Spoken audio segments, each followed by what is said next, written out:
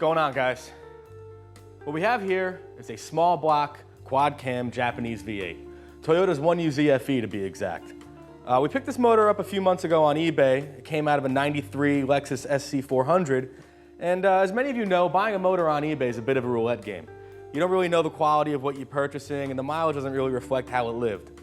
So what we're gonna do tonight is tear this thing down and inspect its vitals. That way, when we put it all back together and have it running brand new, it's gonna live a new life in Jared's brown and beautiful 1986 Toyota Cressida.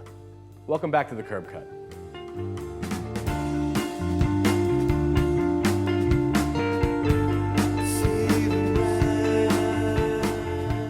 If you remember from our earlier Two Brown Cars video, Jared picked up this Cressida with virtually no rust and a stock 5-speed. And as far as the pickings go at this point, finding a clean X73 with a stock W58 is almost always a car worth jumping on.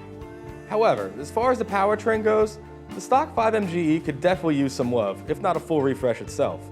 But we figured it might as well get another 2 cylinders under the hood while we're at it, which ultimately led us to our decision to pick up this 1UZ over here.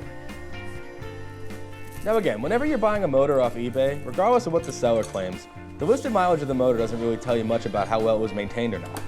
That's why it's always best to do a rebuild on whatever arrives. Sure, shop for something with low mileage, but if the motor's out of the car when it arrives, why not make it easy on yourself and refresh the thing while you have clear access to every bolt? This thing claimed to have 160,000 on it, and it looks to be in pretty good shape. But again, by the time we're done doing the right thing by this motor, it's going to run like it's brand new instead of a 160,000 mile motor.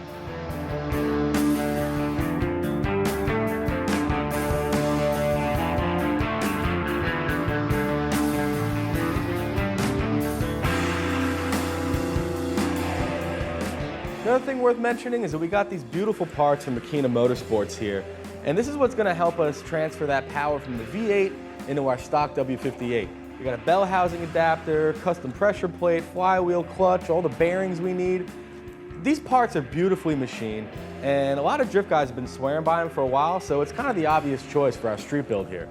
We also went ahead and got some excessive motor mounts because why not ensure quality while we're in there? Before we get into doing any of that though, and adapting this thing to be put into our car, we gotta start tearing this V8 down.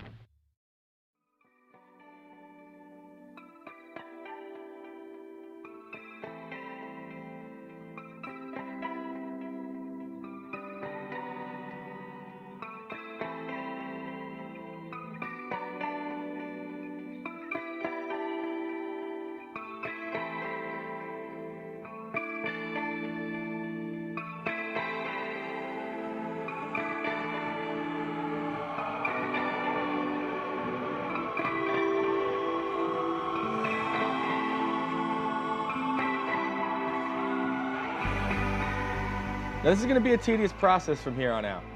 Ultimately, we're going to be replacing all of our timing components, engine gaskets, water pump, and plenty of other particular bits and pieces along the way. Again, the goal here is to have a completely refreshed motor, one that won't need any attention once it's installed in Jared's car. We're looking to build the ultimate street cruiser here, something that packs a punch while charming a few smiles at the stoplights. A car built in New York City for New York City. A car that can light up the rear wheels with a few friends in the back seat should you want to. Because why not? Sometimes the best lead into a good time is screw it.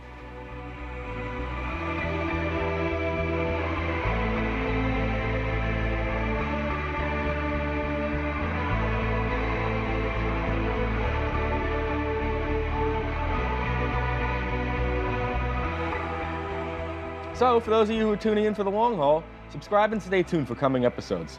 We're going to be guiding you through step-by-step comprehensive how-tos, not only on refreshing a 1UZ, but how to adapt one to your Cressida chassis and make it all work. Come build a car with us. We look forward to seeing you along the way. Until next time.